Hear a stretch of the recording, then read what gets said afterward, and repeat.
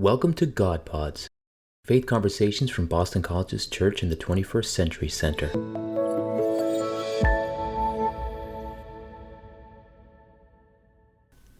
Welcome to God Pods. I'm Patrick Gonsalves, Assistant Director for the Church in the 21st Century Center at Boston College. In this series, we are speaking with young Catholic innovators who are taking up the mission of revitalizing the Church. These 20 and 30-something men and women have identified challenges that the Church is facing and have devised creative, forward-thinking solutions that are bringing vitality and energy to the faith.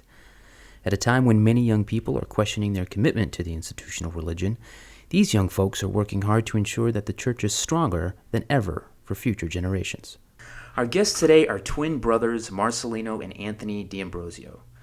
Both brothers come from a youth ministry background, but after seeing the need for creative revival in the Church, they founded Sherwood Fellows, a creative agency dedicated to Catholic renewal and Catholic creatives, a movement of Catholic designers, filmmakers, photographers, creative thinkers, artists, entrepreneurs, and others working to bring the gospel to the world in fresh and beautiful ways. Without further ado, Marcelino and Anthony, welcome to God Pods. It is so good to be on God Pods. Yeah, guys. really good to be here. Well, we're happy I'm also excited. I'm excited to see how your listeners are able to distinguish between two identical twins on a podcast. So that'll be fun experiment.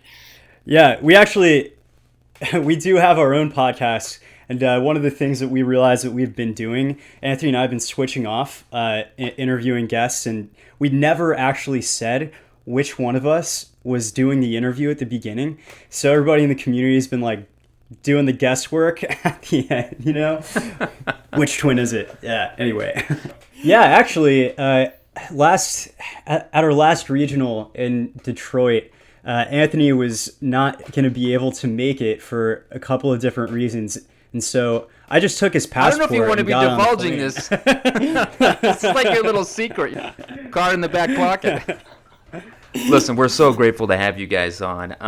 Why don't we get started? Why don't you tell us a little bit about Catholic Creatives and what was the inspiration for it?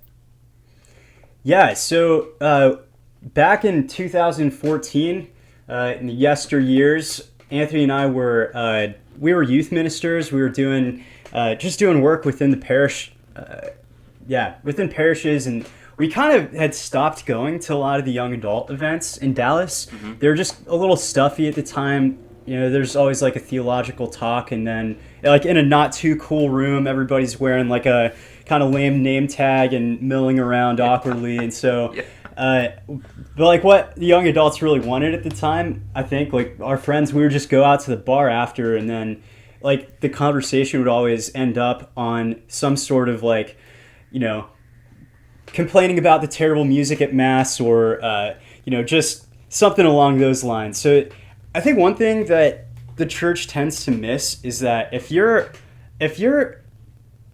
above the age of like 23 and you're still Catholic, like you are like ready to go.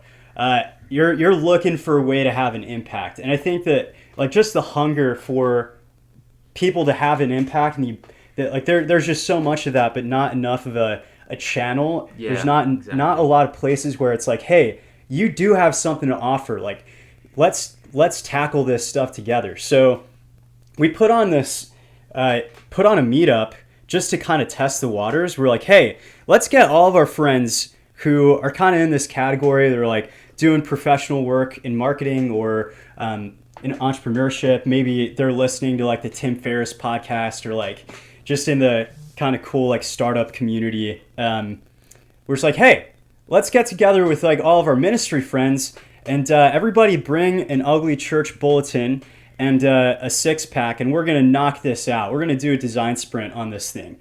And it was a pretty exciting experience. We had a like UX design expert come in and lead us through like a brainstorming exercise, and just had some really cool conversations about like creativity in the Church, and people drove from all over the US for it. So without really intending to, we just like meant to start like, you know, see if people might want to do something like this, and all of a sudden we had an organization on our hands. So that's our origin story. I think creating a channel for young Catholics, I can't honestly think of a better impetus for Catholic creatives. Who is a creative, and why does the church need more of them? Well, that's a really good question. I think that it also talking about our name is a good place to launch that. In that, like, when we started the group, it was a bit of a haphazard thing. Like, launched a Facebook group and launched this bulletin event at the same time, and I just threw that name up, and it turned into an organization, and we were stuck with it. But one of the misnomers of the name that puts us into a good tension is, what does it mean to be a creative? Because that word has some baggage, right? In the way that people talk about it now, it's as a noun, it's like, okay, this is a person who has a career in film or music or whatever. And those people are absolutely a part of the foundation of Catholic creatives and a part of the group. But a lot of people think about it like that's an artist, an artist or whatever. And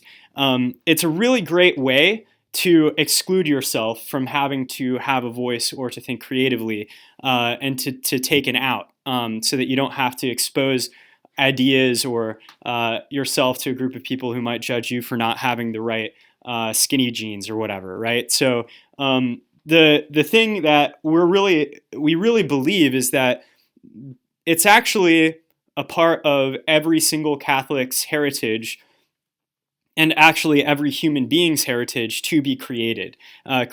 That God is created us in His image and likeness. That's what He did. That's who He is. He's a creator, and for us to be in His image means that we are to be creatives in this world and to partner with Him to co-create the kingdom of God in this world together. So we are trying to create a culture in the church that reclaims that heritage of creativity for all of us, not just for a group of elite creatives who are really popular and can wax poetic on typefaces for a long time, So, which my brother will do if you let him. So don't bring it up. I love to spend my time reformatting Google Docs. What would it look like if the church really valued creativity and innovation? How would that impact the world? I think that it's interesting because we have a blueprint for what it actually would look like if the church valued creativity and innovation, because it's happened before. The entire High Middle Ages and early Renaissance, you can see how the church led the world in art and innovation and creativity. And I think this also goes back to what Anthony was saying about like the inheritance of the church being creative thinking in all areas. Because at the time, like, the church created the first university system, the first hospital system, all of the advances in science and economics that we know today started within the Catholic Church, and it came out of a Catholic worldview, a Catholic imagination, and also like a cross-pollination that happened with the artists, the patrons of the arts, the church, the scientists. Like, they were all hanging out together. There wasn't a whole lot of divisions between all of these different people. They were reading each other's works. They were going to the same events. They were creating together. They were just a part of the same culture and community. So I think that if the church wants to really be who she's called to be in the world, she should be a place of innovation. She should be known outside of the church for the inspiration that she gives the world. And so I really believe that that is what the Holy Spirit is calling the church to right now. And we use the term the new Renaissance as kind of our banner wave for what we see coming down the pike, what we see like the future of the church looking like. And I don't think that it's really that far off. When look at what's kind of coming out of our community even now with just the last few years of connections that we've made between people, the projects and the innovative businesses that are coming out of it, the art that's coming out of it, it's a really incredible thing. I think to hop off of that, the worldview that we have is that everything that is in our tradition, in the Catholic worldview, it actually should give us an advantage if we're right? Like if the church is right about all of what it claims to be true, then the fact is we should have an advantage on the rest of the world in what we produce, both in terms of our art, but also in terms of our business and in terms of the way that we approach education. Because if we have the right anthropology, then we can speak to the human heart better, right? And that might sound a little bit like chest beating Catholicism, and it's really not. Like, I think that the truth is that a new Renaissance is possible because there has always been Renaissance happening, and what's keeping us from that, holding us back from the true innovation that and beauty and movement of like world shifting ideas coming out of our midst. What's keeping us from that is really is division. It's the fact that we're separated, that we don't know each other, that we're arguing with each other about politics and theology rather than working together, coming across the aisle to work on things that we agree about. We are famously horrible for infighting right now. And what we try to do with Catholic Creatives is to pull all these people together in the same room to work on something together rather than to talk about something abstract, right? And there's unity that comes from that. A big part of Catholic Creatives is an annual summit. What takes place there and who attends? One of our principles is community first. We really believe that that community is the answer to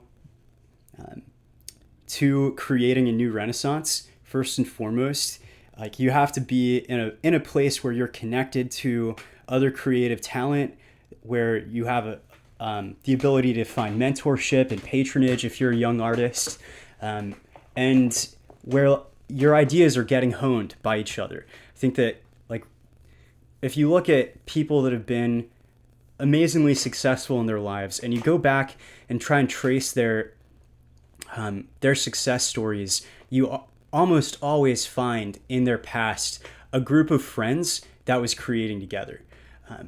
Like almost all of the Silicon Valley success stories of the current time, you look at Facebook, you look at Apple, Walt Disney. I mean, he's not in that same category, but Exactly. All of these people, like, they're and organizations, if you go back to the beginning and look at the path, there's always a group of people, whether it's brothers or family members or friends, that have really honed each other's talents and skills, that kind of like we're fighting for each other's dreams in some way. And so what we see happening in the Catholic Church is the biggest obstacle to Renaissance. Really, it's division. It's like all the creatives being, in one place, all of the business people being in another, people in ministry being in another silo. Nobody's talking to each other. Nobody's inspired by each other. There's a lot of loneliness and a lot of uncertainty. So as to, like, what can be accomplished on our own. So when we did that bulletin meetup, we had maybe 20 people in the room, 30 people in the room. It was really small. But the friendships that came out of that led to people changing jobs. It led to people collaborating on ministry projects together. Like, there were a couple of youth ministers that came that then put on retreats with each other's churches, which is a small thing, but the power that comes from numbers and from relationship is really hard to estimate and quantify. And so what happens at the summit is we bring together about like 300 innovative creatives that are doing really interesting things across the board in the church. A lot of them have been connected to the community since the beginning. So there's this continuity of relationship that's happening, but always, like a significant number of new people as well that are coming into the fold. And we see coming out of the last summit, just one example of something that happened. There was on Sunday morning, we had Mass. It was like this beautiful Mass and a brunch, and then like everybody was kind of leaving. But there were several people whose planes didn't leave until later in the evening, and so they sat down at a table for like 3 hours and played this board game called Brandstanding that one of the members of the community, Tony Vacinda, had put together and created. And those out of the people at that table, 2 of them ended up being entrepreneurs that both went on a walk later that afternoon, decided that they wanted to contribute, and funded the project. And so then they went into business together. And these were people that would have never met otherwise. And so I think that like those are the kinds of things that happen. But how do we create an environment for that? It's actually not so much just about like getting people into a room and having them exchange business cards. Like we're really after getting people into family type relationships really quickly. So when people show up, it's always like there's always food, there's always drinks, there's always like things out on the lawn. Like we had a croquet game set up. There was, there are all these like little Easter eggs that were happening throughout the event. Like there was a red phone that was just hanging out on a piano. Oh my goodness. And people could just go up and like pick the phone up. There was a little like plaque that said "Call me," and people would pick it up, and it would just be like somebody on the other side would answer it, and they'd say like, "What flavor?" And then you would answer the question, and somebody would come out in a top hat and a tux, holding a silver platter with popsicles on it. It's like, just like super ridiculous stuff like that would be happening. Yeah. But then, like, we would have these really profound liturgies as well, where people would get up and do spoken word poetry, or a cellist would play like a piece that they had created, or we had like several girls who were dancers that did a dance piece before adoration. So it's like just this like very full, complete, whole person experience that puts people into relationships that are really intimate and profound really quickly. I think that's fantastic. I think just providing that platform for people to meet each other and have it be disarming and fun and yet productive. I just have to say that I'd like to attend one. We'd love to have you. I'd love to be there. I think this is perfect for anybody and everybody who has that creative energy and wants to meet new people. In terms of accessibility and finding one of these events or the annual summit, how does that differ from regional gatherings? Yeah, so the summit is invite only because we are a new fledgling team. We're not able to provide that kind of really intimate and scaled high touch experience for a lot of people. So that has to be a little bit exclusive, and but we want the whole church in the U.S. to have an experience or have access to the same kind of experience that we've been building within the summit. So we partnered with our Sunday Visitor to put on these regional events, which are half-day events that are basically a little package of the summit experience in 10 different cities across the U.S. And for people who want to find out how to attend one of these, it's all listed on the Catholic Creatives website. Yeah, if you go to CatholicCreatives.com/events, you will find our Catholic Creatives events and our regionals, and you can just go and take a look at that. And if you want to, you can go ahead and just start putting on Catholic Creatives events as well. We have accessibility for dinners and meetups that community members can put on. So go ahead and check that out. That is awesome. So on the Catholics Creatives website, which is beautifully designed, I might add, the 5 pillars.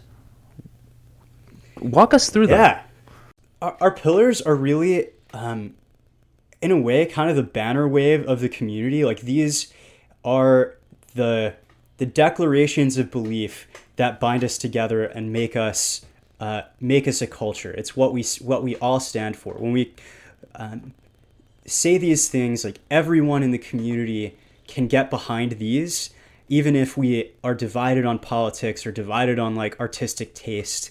These are the things that make us who we are. So the first is we're made to create. And I think Anthony spoke to that a little bit earlier. It's, the first 5 words of scripture are in the beginning, God created. So we're all meant to be creators. That's a part of our identity. Second belief is community first. So like we always put community before anything else. We're not here to like necessarily provide like every service that creatives need. We're just going to like build a community and believe that the ecosystem will surface from that, from like making relationships primary. When I was doing youth ministry and working in a parish, I saw that every conversation started or ended with, we can't do that because X. And when I was working in the startup world, that's where I learned the marketing trade, that was absolutely the opposite. Every single person, no matter what the dream was, people thought we can do this and we can probably get rich with it, And you might give Silicon Valley and a lot of other that sort of world a hard time for wanting to get rich, but there's also just this sense of abundance where those people think we can do huge things for the world and we can make money doing it, and everybody wins and it's going to be great. And I think that if we start to approach the world like that as Catholics, where we believe that we have a huge God who has a lot of money at his disposal, that we'll be able to stop fighting with each other about everything and be much more productive, and be able to have much deeper relationships with both each other and the world. Anthony, you mentioned about collaborative works that you're working on. We're aware of one amazing film series called 8 Beats, which brings the Beatitudes to life. Tell us more about that project. Yeah, I mean, it's a classic example of that third pillar, that there's more than enough, and that we have this community of people who, if we were to look at ourselves in a particular way with the scarcity mindset, we would all just look at each other as competitors. You're a filmmaker, I'm a filmmaker, we're doing the same thing. Hopefully I'm better than you, so I get, whatever. But there's a temptation to be threatened by each other. And we were like, how do we turn that on its head and say, like, what could we do that's bigger? What access to resources could we get if we all just decided to work together instead of, competing with each other? And we came up with 8 Beats, which is a film anthology that brings the Beatitudes to life in a really beautiful, the highest possible level or quality of filmmaking and production that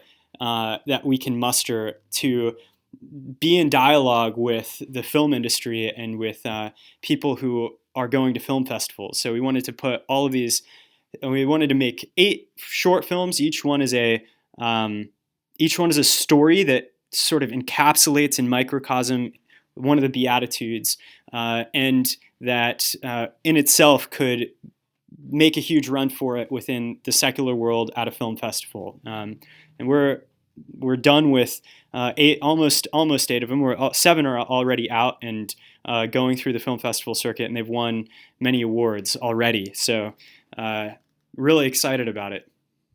I'm excited to view them as well. What would you say to young people who are interested in the arts, and who should they look for inspiration? one thing that I would say is find community and get in relationship with other artists and other people that think differently, that are working with you. I think a lot of times, like, we want to try and find a person who's like really far ahead of us to like kind of pull us up. And though that is really important, I think that like finding other people that are at the same level and just starting to like share your work with each other, and learn how to take criticism, practice, starting to like brainstorm ideas with each other. I think that's a really good place to start. And like, I mean, Catholic Creatives really, that's what its foundation is. Not most of the people that are in Catholic Creatives are not like people that are, you know, already rich and famous doing what they're doing. They're, you know, just friends that are, for the last few years, have been pounding the pavement trying to figure it out. So that would be my word. Anthony, do you have anything to add to that? Or I would say this. I think that we can get really caught up on like who's a Catholic hero. And I think while that's really good to have our Catholic heroes, especially if those Catholic heroes are also people who have made a big impact in the world, like you say, Flannery O'Connor would be a good example of that. I do think that it's really important for us to be in dialogue with the world, and what that means is if you're in film and you really want to be a director, then you should be watching the Vimeo staff picks, and you should be looking at the people who are making really amazing work that you should be like researching them. And for me, I just went and watched every film that Terrence Malick has participated in order, because I really wanted to study him, you know? So I make it a study of the people that I want to be like. And I think pick your heroes, not just based on whether or not they are good Catholics, but you know, if they've been successful in the world and made an impact there too. So look to the world and to your own, you know, culture. I agree with that wholeheartedly. Where do you guys see Catholic Creatives in 5 years or 10 years? What's the long-term vision? Definitely on Mars, yeah. I would say. A Catholic Cultural Center on Mars. That's no, but well, with Elon working in the background, you never know, that could happen.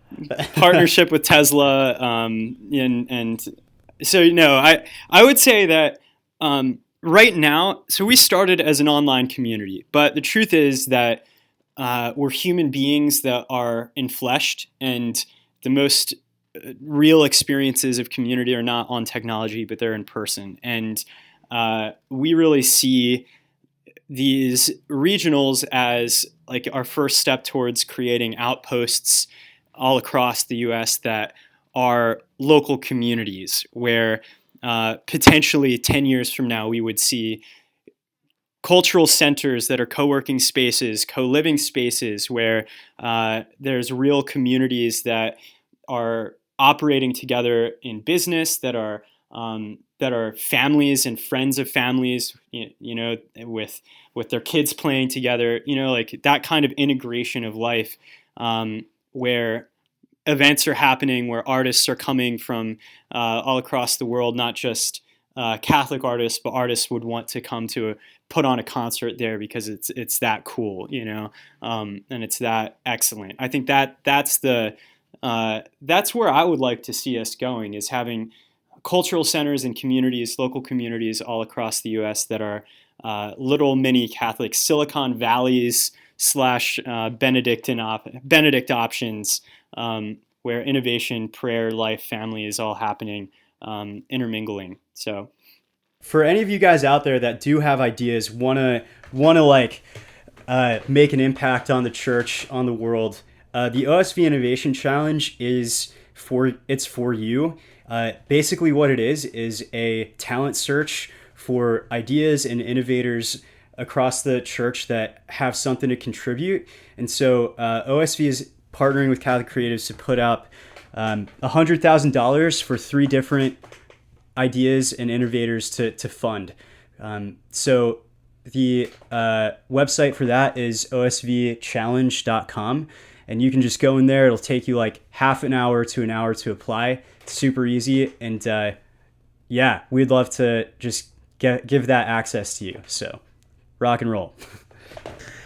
Just want to say thank you guys for carving out some time. I know you guys are very busy with all different types of initiatives and gatherings. We just want to say thank you for bringing people of all different kinds of disciplines together. And we're grateful for all the innovative work that you do, not just for the community, but also for the faith.